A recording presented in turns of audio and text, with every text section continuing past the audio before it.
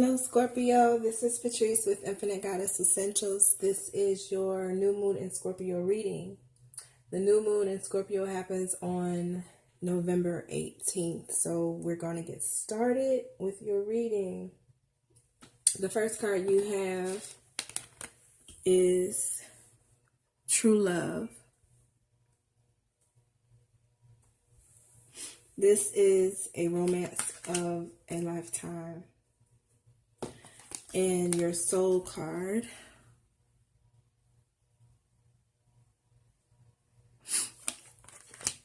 with this soul card, I feel like you have came a very long way to find this true love, or to have this true love within yourself or with those around you, with your overall energy being the Knight of Cups and the Knight of Pentacles, the Nine of Pentacles, the Nine of Cups, sorry. I feel like the way your spirit is, it's like you have so much love to offer. You are wrapped in it. You're surrounded in it. It glows from your being. Like, that's how much love you have. And that could also be the reason why you have this card, True Love, because you are the authenticity of love, the love that you express. And the road may have been rough for you, but I feel like now you're able to see this true love outside yourself. I think this is really what this is. You're able to see this true love outside yourself that you exude so strongly. So the first cards that we have is your current state of mind, your current state of emotion and healing. We have the Queen of Cups,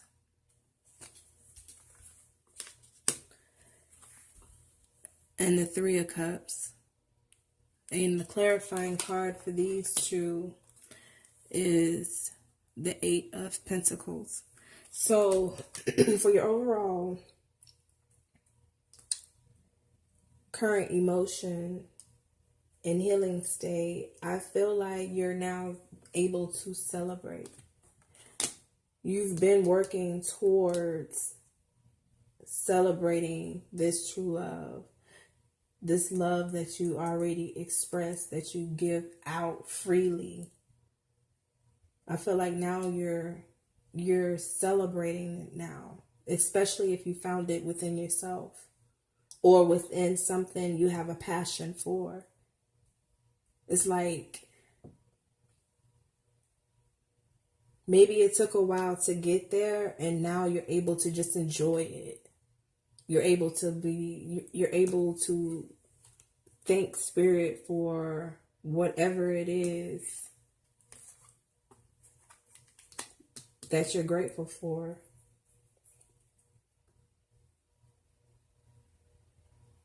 I feel a lot of emotion. It's a lot of emotion. Happiness. I feel happiness. Gratitude.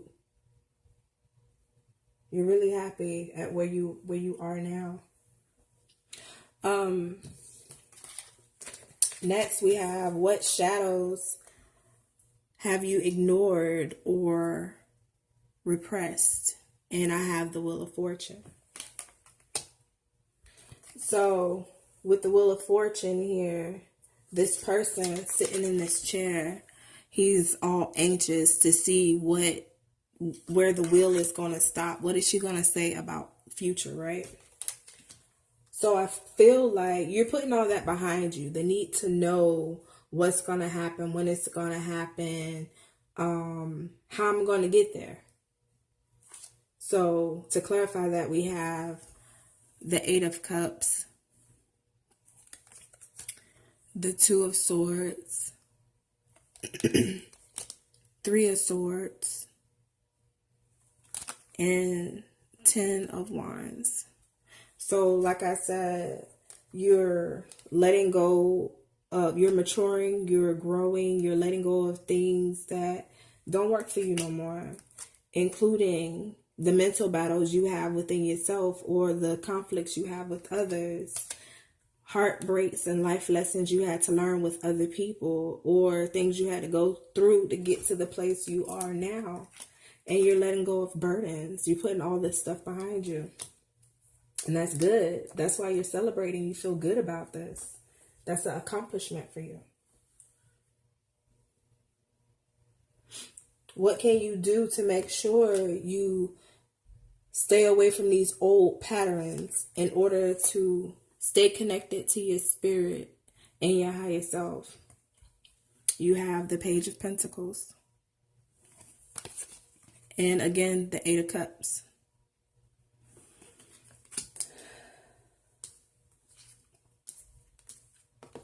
With these two cards, I feel like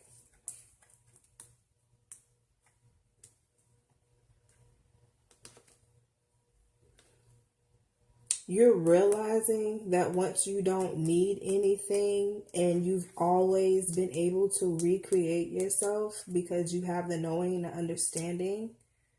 It's like your clarifying card, Queen of Cups. It's like this is how you feel now. Once you tell yourself, I don't need this shit. Like, I don't need these burdens. I don't need these people that's going to hurt me. I don't need this drama in my life. Like, I'm better than this. And once you realize it, you know how to start over. You know how to create what it is you want. And that's including recreating yourself and who you want to be. And that's why you have the Queen of Cups, because you feel good about it. You're showing yourself this love. You're tapping into spirit. You're enjoying nature. You're taking shit with a grain of salt. You letting the water run off your back. Roll off your back. You're in a good spot. You're in a really good spot.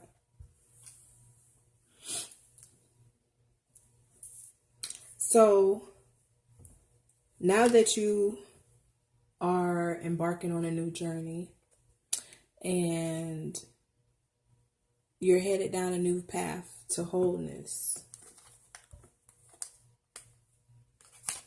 what will you expect? You have the Chariot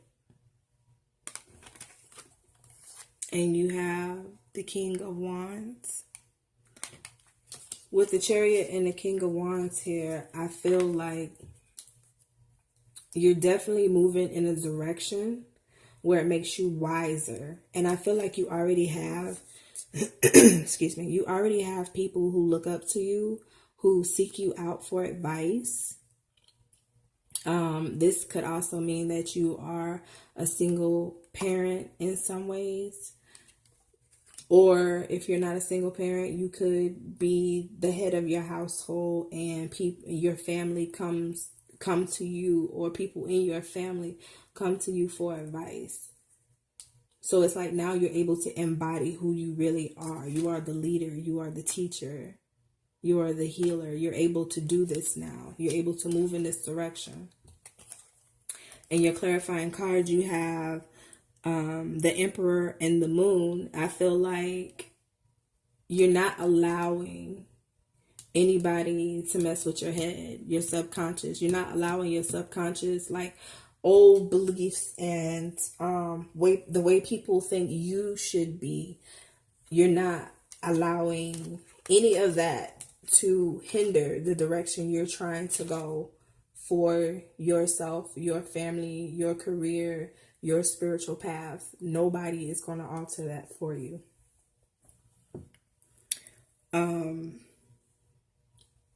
The advice that the universe has for you and what your intentions are already, your intuition, is already telling you, is that you need to slow down. Even though you know you have this strong role you have to embody, or that's been placed upon you, you still have to slow down. You have the Six of Pentacles. I feel like in slowing down, it helps you to be able to be fair to yourself, to your spirit, and to those around you. In other words, like, once we know that we have this role of authority that we have to take on, you don't become the bully because you know a certain amount of information, or you don't take advantage of the fact people do come to you for help. You don't try to be one-sided. You know what I mean? Like that. So stay balanced within yourself, within your spirit, and so there won't be any conflict between you and other people. And last, we have, how can you use this advice to do the highest good for yourself and others? We have the Tower,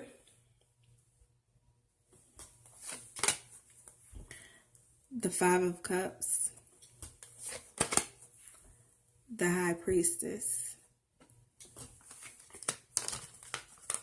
So with these cards,